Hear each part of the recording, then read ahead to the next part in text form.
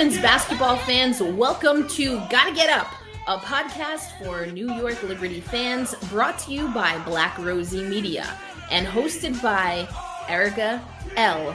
Ayala. Happy Juneteenth, everyone. We are here with another episode of Gotta Get Up. Brian and I bringing you the recap of the week for your favorite WNBA team. Again, happy Juneteenth. This is a day particularly for Black Texans that is celebrating. I don't know if celebrating is right. It's celebrating in one regard, but it's also an unfortunate piece of history where Black Texans were the last to know that slavery was abolished in the United States, and that's what this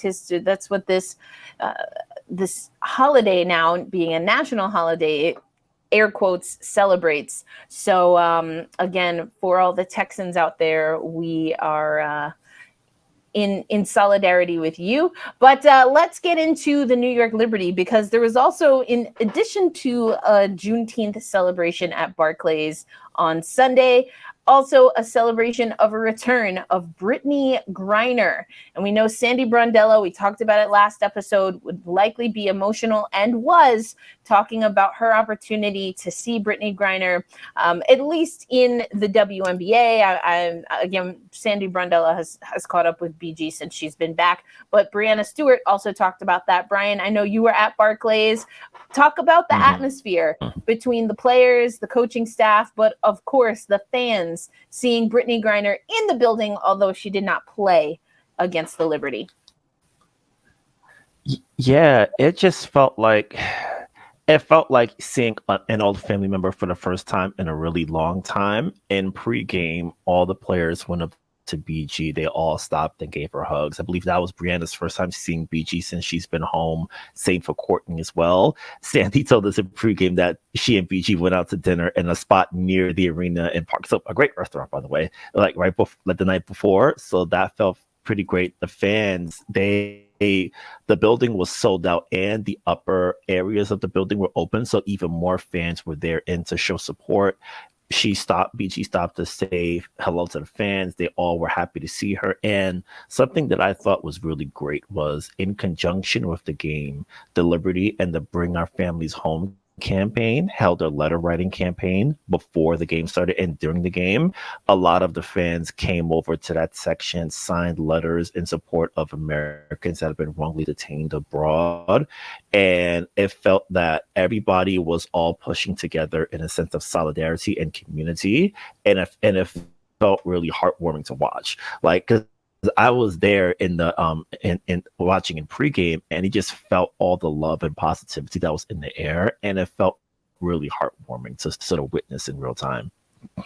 I love that. I love, of course, the homecoming, as you mentioned, but also the continued campaign. Brittney Griner has been very vocal about the Bring Our Families Home campaign with her first official press conference, and really called out or challenged mainstream media to continue to cover the WNBA. She brought in someone, and we've talked about this on Rosie Media, but a liaison, if you will, from the Biden administration, who is responsible for helping to negotiate and help families who, as you mentioned, have their kin that are wrongfully detained, as Brittney Griner was. So we're grateful that, of course, Brittney Griner is home. And I think it is amazing that she continues to spread the message, because quite honestly, before Brittney Griner, I did not know about this campaign. I did not know how many U.S. citizens find themselves wrongfully detained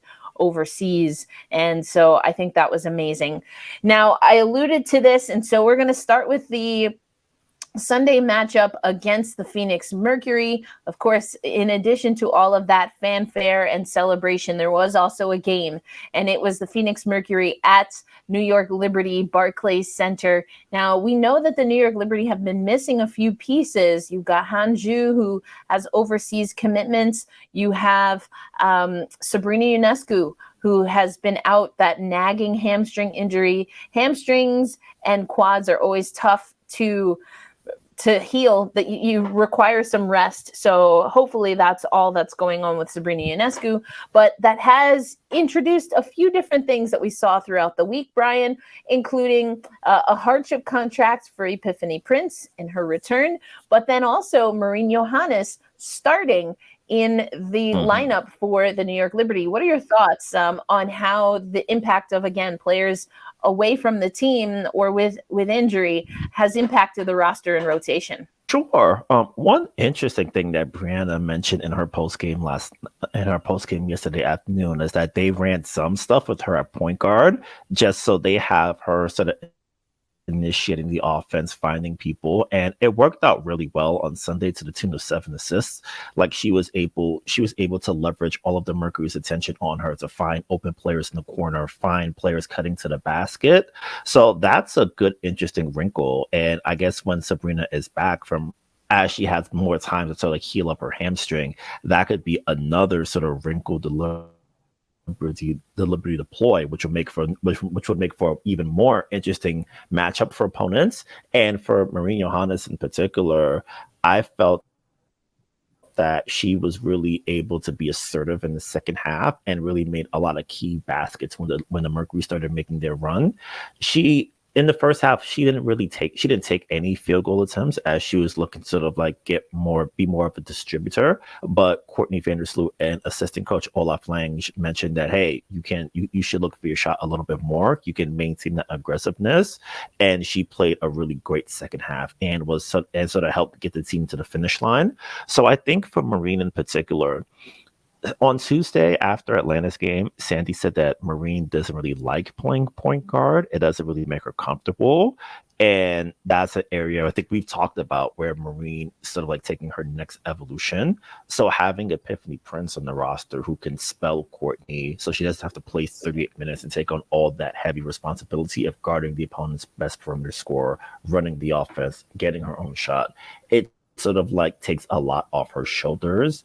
It sort of like slots Marine into a role she's more comfortable in for now, and it gives the Liberty that steady ball handling while Sabrina is healing up and sort of getting back to where she needs to be. I love that you mentioned, again, what Sandy Brondello said about Marine Johannes. We have so many Marine Johannes fans that follow Black Rosie Media and the Gotta Get Up podcast. And there is a lot of question about if and when she will be able to step up in that one role. But my eye test has always said, one, that Marine Johannes is great off the ball. That's where she's her most creative. And also that if she were to take over that one spot, that point guard position, it's the decision making that is where she would need to grow. But if that's not her comfort level, if that's not her bread and butter, it's going to be curious to see how the New York Liberty deploy her within their rotation. But of course, you still have Courtney Vandersloot healthy, as you mentioned, now bringing in Epiphany Prince. That's a huge element. And so then the question becomes, who is that backup point guard? It looks like we got a little bit of the answer with Breanna Stewart. And on the one hand, I like that because we've already seen Stewie play that facilitation role. It was mentioned multiple times, especially on Sunday, that the New York Liberty are leaders in the league when it comes to assists. And a part of that is because their players 1 through 5 in the 1 through 5 position are confident and comfortable facilitating with their teammates. Now, bringing up the ball is sometimes a little bit of a difference, but the Liberty also like to play with pace and in transition. And more often than not, throughout the roster, you see that there are players that are comfortable bringing the ball up. So as we continue to see the team settle into their identity, I think those are going to be interesting elements. But I think it is worth noting that Epiphany Prince, at least for now, is on a hardship contract. So what options does that bring? Does that mean that Sandy Brondello and Marine Johannes are going to have a conversation to where she becomes at least a little bit more comfortable on the ball? Because I think that, I mean, I could see it either way, but having Breanna Stewart be able to bring the ball up, I don't think hurts you. But I do wonder if that balance isn't struck between her bringing up the ball and being able to be a post player. I wonder how that would impact the Liberty throughout the season, especially if they're going to make a playoff run.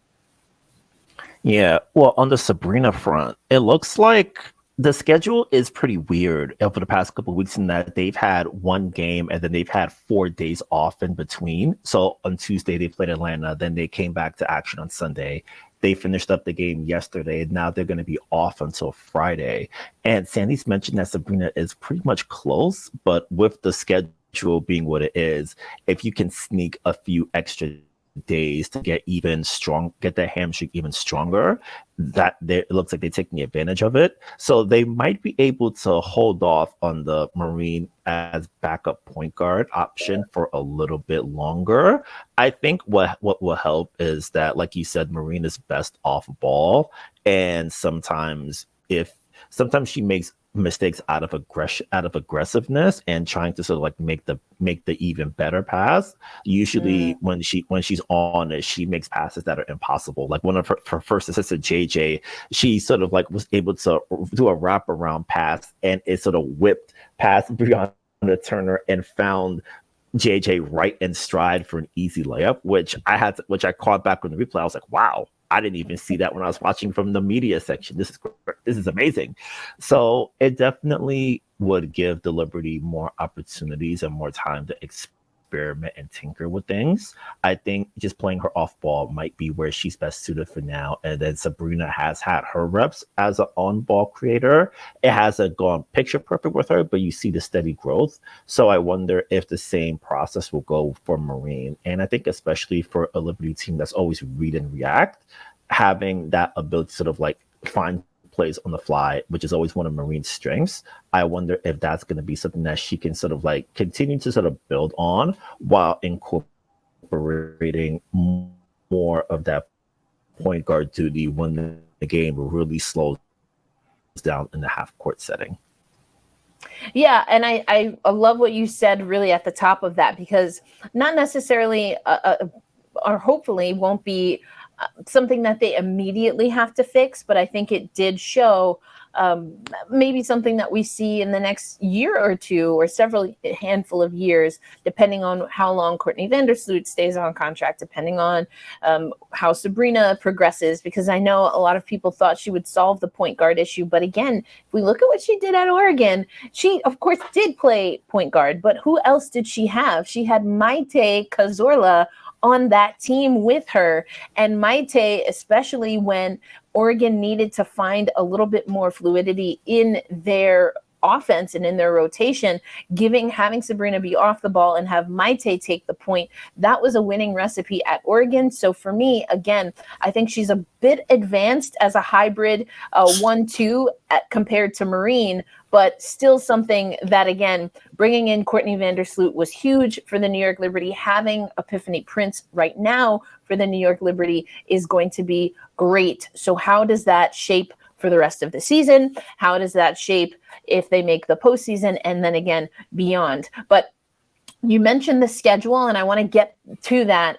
But let's talk about what we learned from the Atlanta loss. First of all, let's just talk and pay some respect to Atlanta, who has been, for lack of a better term, a bottom dweller for a handful of seasons now, but under former New York Liberty guard Tanisha Wright has started to find their stride. And not only did they get a win against the New York Liberty this week, but they also defeated another top 3 team in the Connecticut Sun. What did we learn from that game, particularly from the New York Liberty perspective, Brian?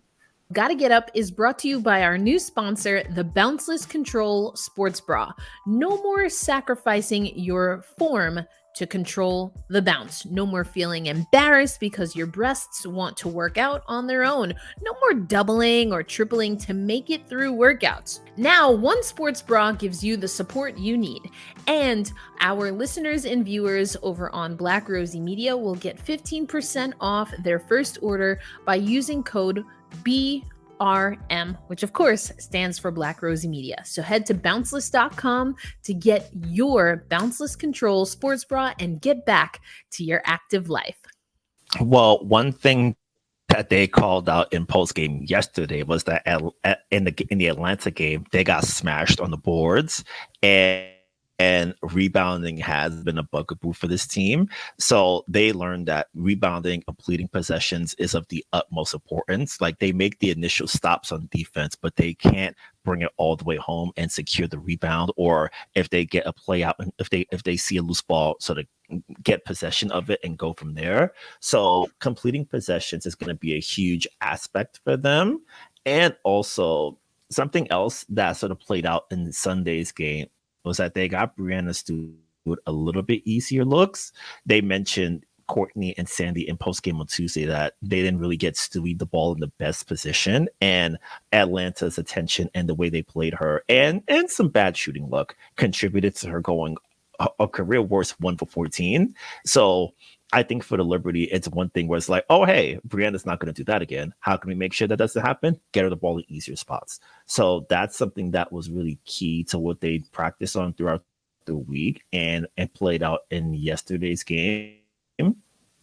And I think also on Jones as well from that game, we're starting to see her put it more together. But early foul trouble has been a bugaboo for her as well too. Like, she'll start off strong and then she'll get hit with 2 fouls and then she'll sort of like have to hit the bench early. So her playing those good rotations and not having foul trouble so she can play an entire first bench, that part is going to be key to what they do as well too, because JJ really gives them a great interior presence, a great shot blocker at the rim, and someone who can control the boards, help spark a fast break, do all of those things. So they're going to really to be on the court and continuing to sort of like stack up good days so she can really take off and sort of like hit the stratosphere.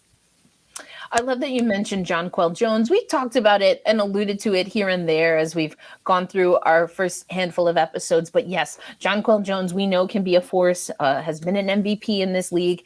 And we do see that the frustration, sometimes, if we're being honest, the fatigue does lead to some of that foul trouble for Jonquel Jones. I love that you use the term bugaboo. That was her bugaboo in Connecticut. And we saw that play out again. Sometimes it's that maybe she's not getting the foul calls or whatever the case is. And that leads to just not being as sharp as she might want to be defensively. We also saw in this game, and we hope Michaela Onyenwere is okay. She did not return to the game on Sunday, but Jonquel Jones also does get those elbows up.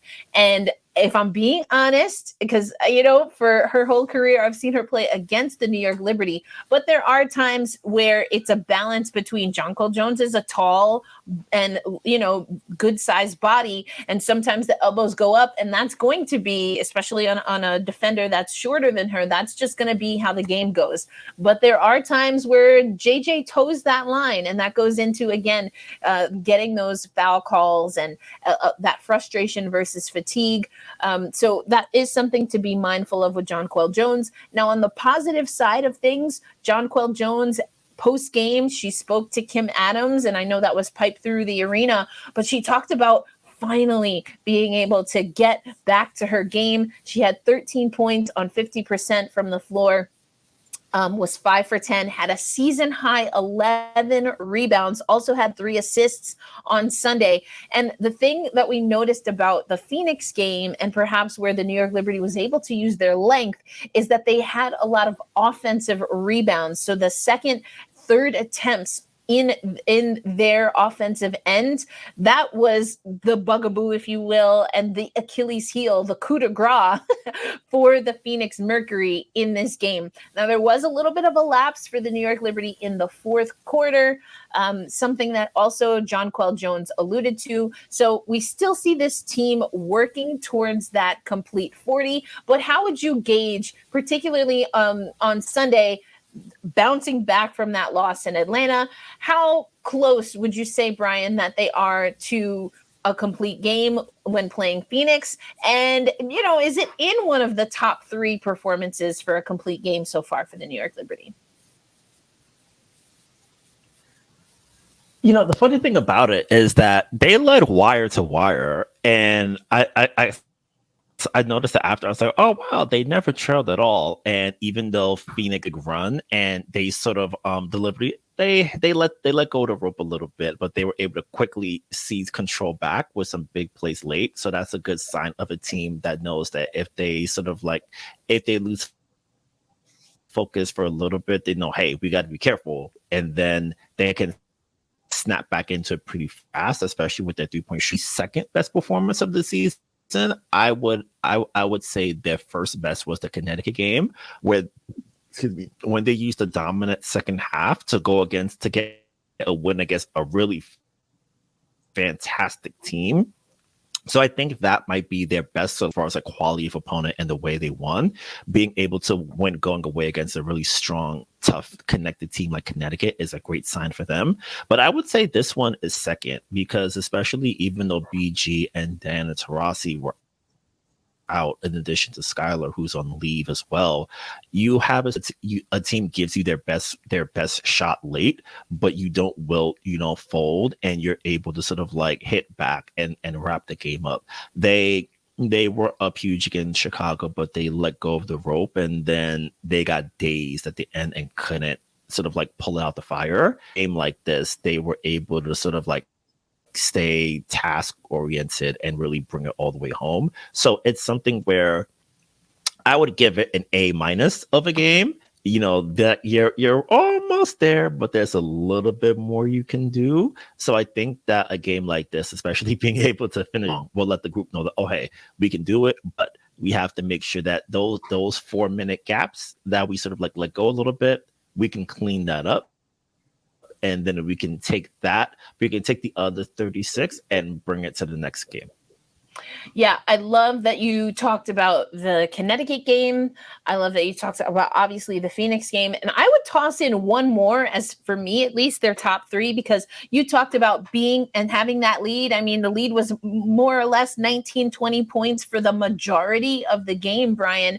But I think if we look at the opposite side of that spectrum, the first Chicago game in Chicago, which is where I am right now, I liked that because they were down by, a decent amount and were able to chip away. And, I think that is something that we need to see from a Liberty squad. We know also that Sandy Brondello also talked about then the game when Chicago was in Barclays, that she didn't like that the team was up by so much because they couldn't close out the game. So to see them do that against Phoenix perhaps is indicative, to your point, in that A- range, but also showing the growth pattern over time. Now, Brian, you've already alluded to this, before we get to the upcoming schedule, I did just want to put this other stat out there, something that impressed me and I think could speak to how the Liberty can fare as the season goes on.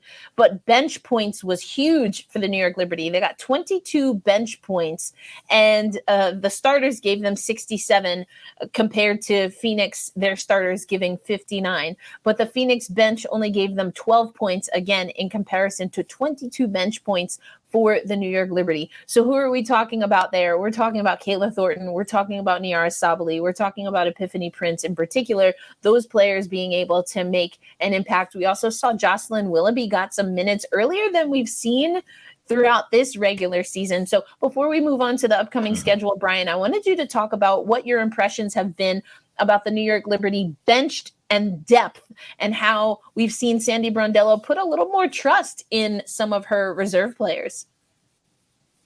Yeah, Jocelyn Willoughby has gotten a lot of run with Sabrina out over the past couple of weeks, and she's done well in her minutes. She wound up guarding Ryan Howard on Tuesday against Atlanta, and in this game she was able to make some really nice passes. One of the reporters on site, Jackie Powell, there was one really great assist that Jocelyn made to Niara, like right where she was able to sort of like, as Niara cut, she hit her right in stride and found her for a wide open layup. So Jocelyn's definitely been sort of like working in the lab, staying engaged, staying locked in. And Sandy shouted her out in pregame yesterday, saying that Joss is always on the call. She's always ready to contribute at a moment's notice. And I think that that's a great sign for this team, because you never know who may be out, who may need a day off, who needs these kind of things. So having a young player who's bought into the system, is fully locked in with the terminology, and is able to make good plays on offense and defense is so valuable. And I think for on the Niara side, she's really continuing to add more and more to her sort of repertoire, finishing well up of the pick and roll. She can sometimes bring the ball up to start a fast break, which is another good wrinkle for this team to have. And I think that she's getting more and more chemistry with the team. Like on her first basket, she and Epiphany had a really nice pick and roll, and Niara was able to finish strong at the basket. So having a big like that who has really good touch around the rim, has a great knack for getting rebounds, that will really help them, allow them to continue to expand possession, so to get the ball moving from the side to side, get the defense scrambling, and sort of put them in a spot where where the defense is really forced to react even more to what the Liberty are doing. Yeah, again, just something that I wanted to point out, because it's going to be something that if this New York Liberty team indeed wants to make a postseason run, getting those players active, getting them comfortable, and getting them to be efficient in their skill set is going to be huge. But Brian, again, we know that the New York Liberty, you mentioned this earlier in our podcast for today's episode, but there's a decent amount of time off that the New York Liberty have. We know that Sabrina Ionescu is, again, with injury, and sounds like the New York Liberty feel that she's close to getting back, which is unsurprising. I think for a while, even while we saw her with that sleeve, there was the expectation that it wouldn't be something that would be ongoing and lingering. But I think the New York Liberty saw an opportunity perhaps to give her just a little bit more rest. So what do we anticipate regarding the schedule? Do you think the Liberty are going to maybe give the team a few days off? Do you think they're going to get right back at it, as you said, get back into the lab and before Friday's game?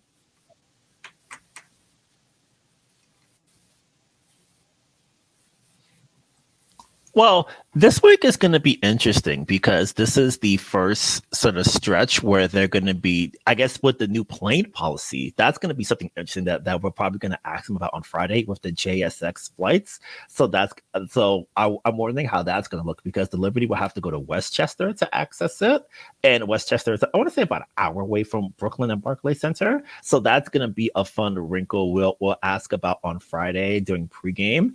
If I had to guess, because today day after games are off days, so Monday, the day we're recording, they're off. They took an extra day off last week. Wondering if they take Tuesday off as well, do practice on Wednesday, just a quick dry run, because this is the third time they've seen Atlanta this month, so they've gotten a lot of familiarity with them. Then they travel Thursday for the game Friday, so they have another opportunity to buy their players a little bit more rest. A lot of the starters have played like really intense minutes, so having an extra day to just sort of like decompress. Taking the nice weather today, it's like great weather. It hasn't rained in a couple of days, thank God, over here, so they get more time to sort of be in community, relax, and then they can get back on the grind Wednesday before hitting the road for Atlanta. Yeah, I would imagine that they'll probably take an extra day. And yes, I'm glad you mentioned the travel. We talked so much, or a decent amount, about travel on the last episode, and we didn't really get to it on this episode. But yes, we'll have to follow up and see what New York Liberty Camp is saying. The unfortunate incident that Phoenix experienced, particularly Brittney Griner, has led to some policy changes. There's been reporting on it, but not much that has come from the league directly. They're still using the company line of that, it's kind of confidential because it's a security measure. And to one extent, I understand that. But also, I think if they provided parameters, that would be helpful, because in my opinion, at least from the reporting that I did, the vagueness or the ambiguity about the parameters to begin with was what potentially might have led to some misunderstandings between the Phoenix Mercury, between Brittney Griner's camp, and between the league. So we're still waiting to sort all of that out definitively. So yes, we will stay finger on the pulse there, but we already know that the New York Liberty travel with security, so at least that won't be an issue. But yes, we'll see how the travel goes. Before we close out this episode, Brian, first of all, thank you so much for joining me week by week. And of course, we want to make sure people check out your amazing work covering Brooklyn basketball. But I got to talk a little bit about Cheyenne Parker. We know that the New York Liberty, as you mentioned, will see a familiar foe, but we talked about the boards, and Cheyenne Parker has been a disruptor for sure for Atlanta. And I'm wondering if, Cheyenne Parker and company, what are things that you would like to see them, the New York Liberty, that is, what would you like to see them really focus on? If you were drawing up a practice plan, what would you like to see the New York Liberty really refine? Again, knowing that Cheyenne Parker is playing amazing and that Atlanta already knows that they can go toe-to-toe with the best. Yeah, I think that team rebounding is going to be my first line of emphasis. Like, I think if they're able to keep possessions and get more possessions for themselves, that will really go a long way as far as figuring things out. Because if you're able to make Atlanta work harder on the others, I think that for the Liberty, just being strong on the boards, being dedicated on the boards, and being aggressive on the boards is going to be a great start to that. And I think also, I noticed this when I was doing research for the last game, but they've had a lot of success in defending Rhyne Howard.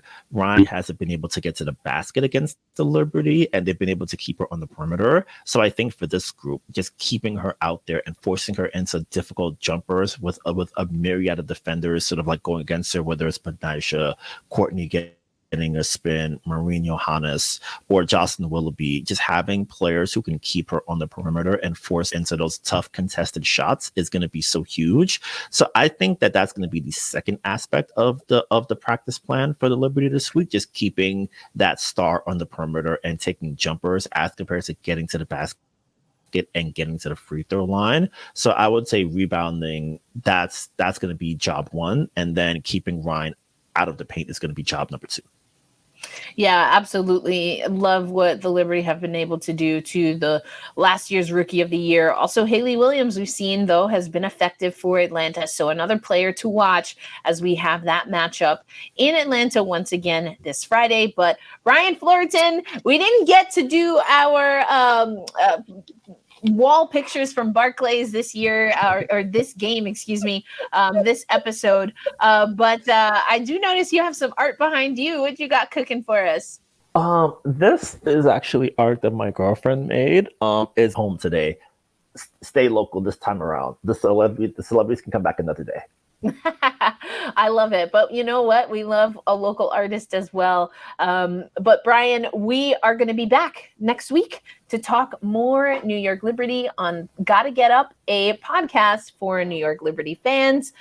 Make sure you check out Brian Fleurantin's work on the Local W. Please follow and subscribe to Black Rosie Media on social media. You can check out the website, blackrosiemedia.com. And of course, over on YouTube, we also have this podcast live on audio platforms. Transistor is our main hub, but you can also find it most other places as well. All right, Brian, enjoy this Juneteenth holiday, and we'll talk again after Friday's game.